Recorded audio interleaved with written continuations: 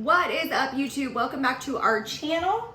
In today's video, we are going to be talking all about this big green goofball, also known as the green iguana.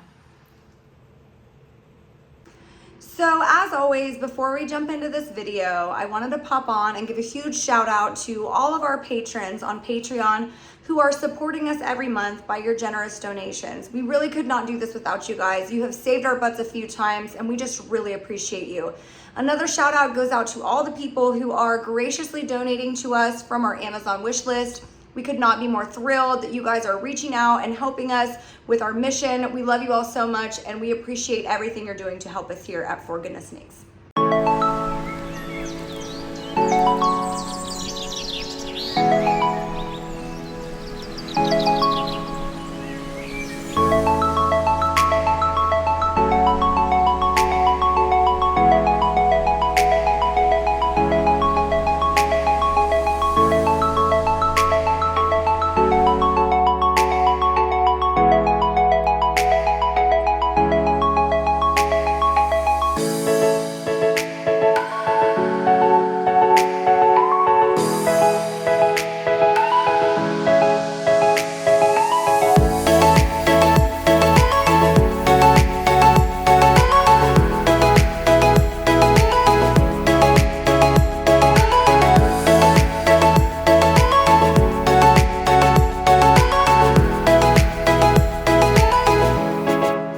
Today's video is going to be all about the green iguana. The scientific name for the green iguana is literally just iguana. And although I don't have Clyde with me because he's kind of a pain in the butt to hold, he's very large and he's very squirmy, I do have Stricter here who's going to help us with this video today, just so that we have something in the screen for your entertainment.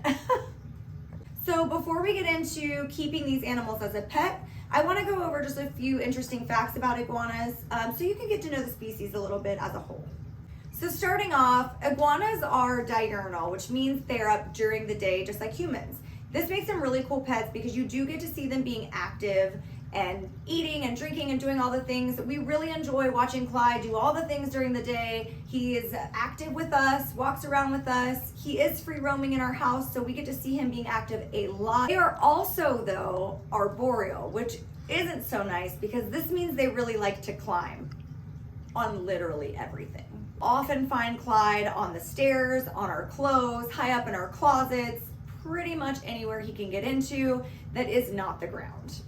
So that is why it is so important to make sure that you have proper UVB and UVA lamps for your animal to bask under so that they are getting what they would be getting from the sunlight in captivity. Clyde has basking lamps throughout the entire house. He knows where all of them are, and we make sure he has adequate UVB, UVA so that he is getting all of the vital nutrients he needs from his lighting. Iguanas are excellent swimmers. They can swim in both saltwater and freshwater, and they can even hold their breath for up to 15 minutes. This is really helpful when they're being hunted by a predator because they can go under the water and stay there until the predator has completely left, and then they're able to come back up, and it is a really cool survival skill. I think it's amazing that they can hold their breath that long.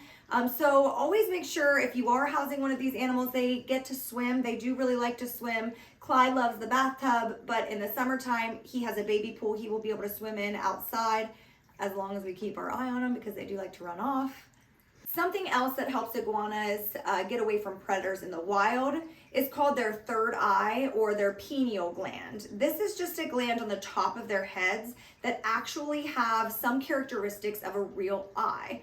So they are able to literally sense movement with this third eye or this pineal gland, and they're able to escape from predators by sensing a long distance range of movement. Aside from their third eye, their real eyes are amazing. Iguanas have really, really good eyesight, allowing them to spot predators from a long, long way away, giving them an opportunity to escape and survive. Another really cool fact about iguanas in the wild is that they're actually able to communicate with other iguanas. Much like bearded dragons, iguanas use the bobbing of their head to... What was that? That's Clyde. Well, you pushed him. We caught him. We We caught him to finish this video. He's not super thrilled.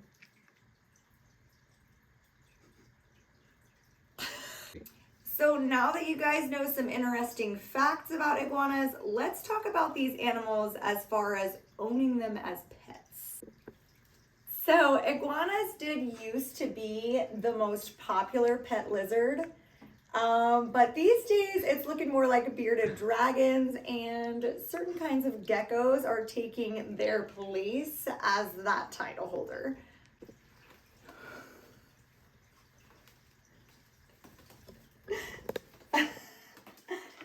Okay, bye, Clyde.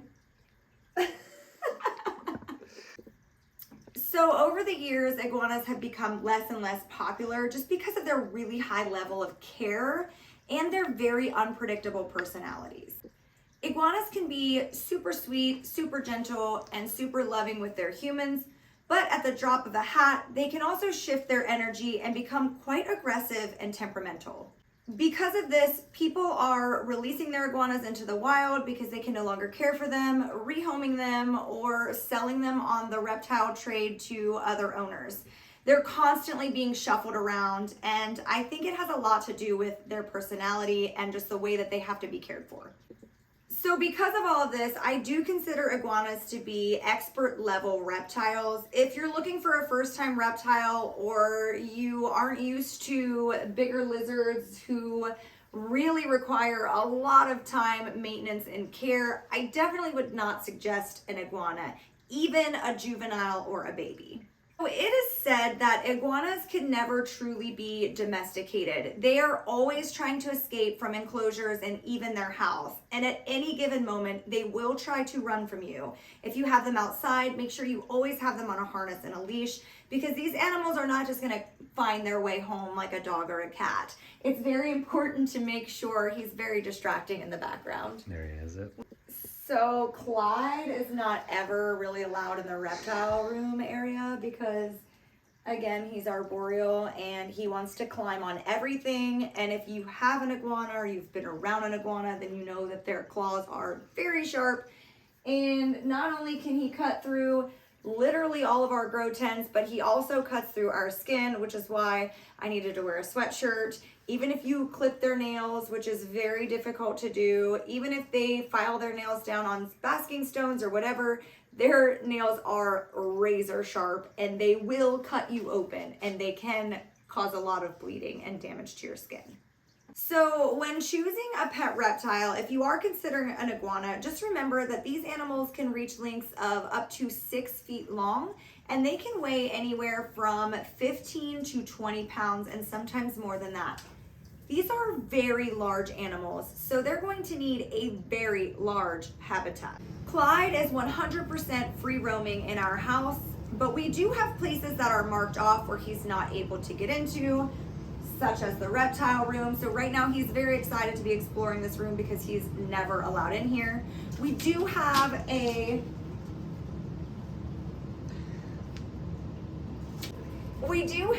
perch and a basking room for him. Hey!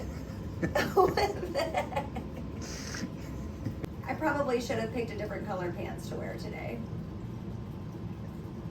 Clyde! Come on! Come on, Clyde! He sees himself in the glass.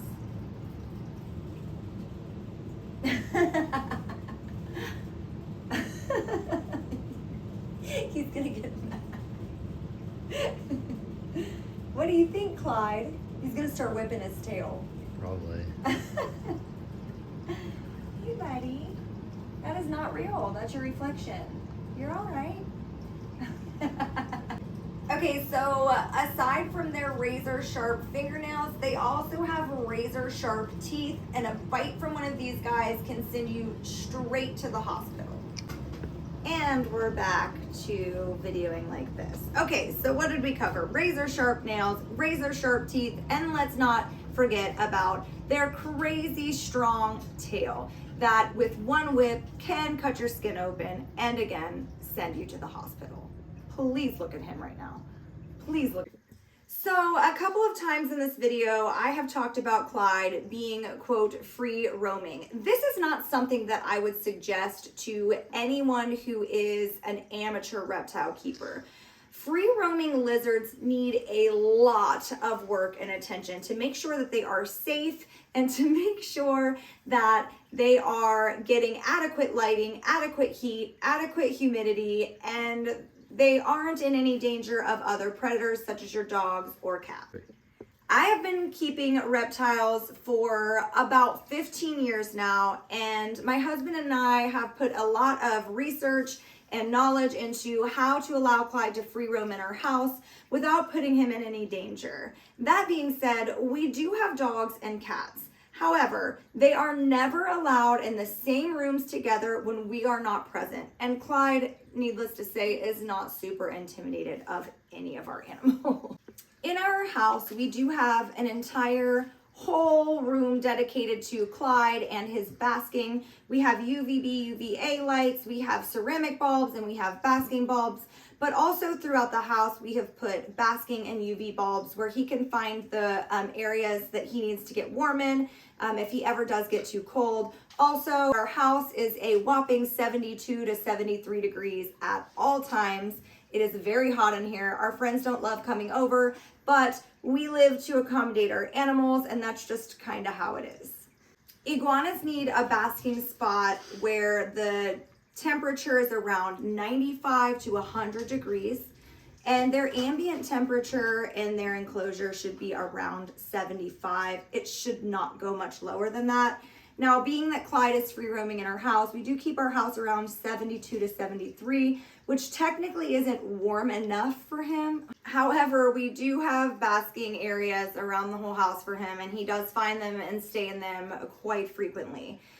He gets baths regularly to keep up with his humidity and his shedding. He does have a small pool he can get into right underneath of his basking area. This is really important for iguanas because they do need around 70% humidity. So if you have a free roaming lizard, you need to be misting it regularly, giving it baths daily, and making sure that it's not too dry so that they can shed their skin properly. Now, as far as diet goes, fresh food is literally key for iguanas. They need dark leafy greens and a variety of greens. Clyde really likes spinach, arugula. He loves collard greens. He loves cucumber. He loves zucchini. What else does he love? Cabbage. Cabbage. He loves spinach. I already said spinach.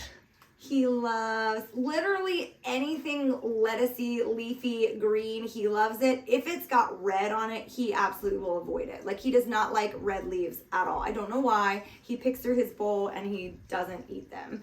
But he loves fruit. He loves fruit. Maybe like making up 3% of their diet, you can give them fruit.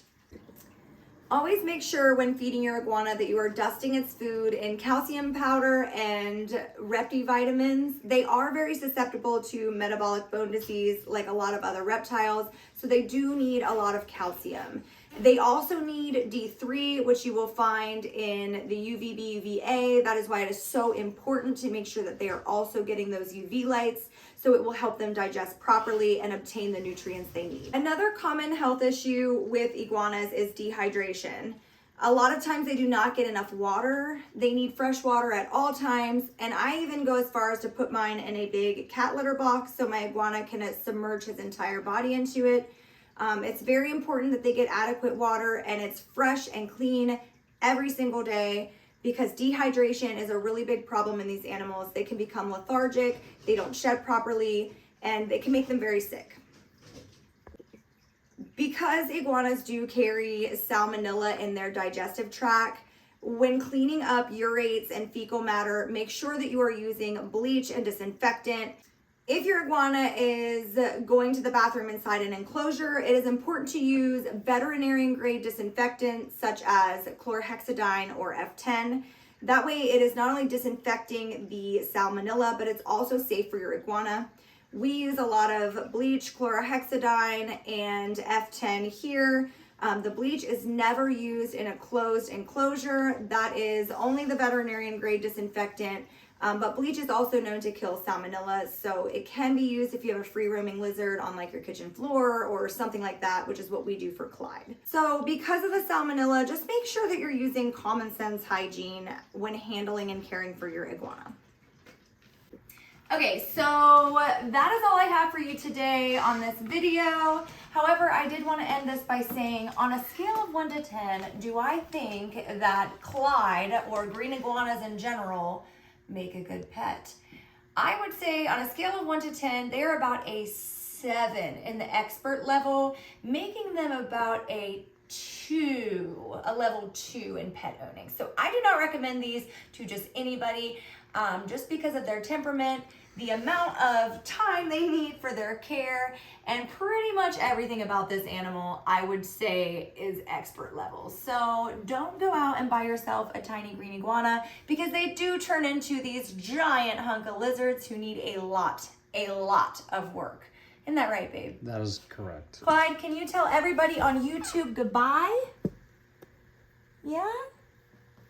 He does not like the camera. So from everyone here at For Goodness Snakes 8, we thank you for watching our video. Make sure you like, make sure you subscribe, make sure you share, and be on the lookout for merch, because we are about to launch a whole merchandise brand and you guys are gonna wanna get in on that.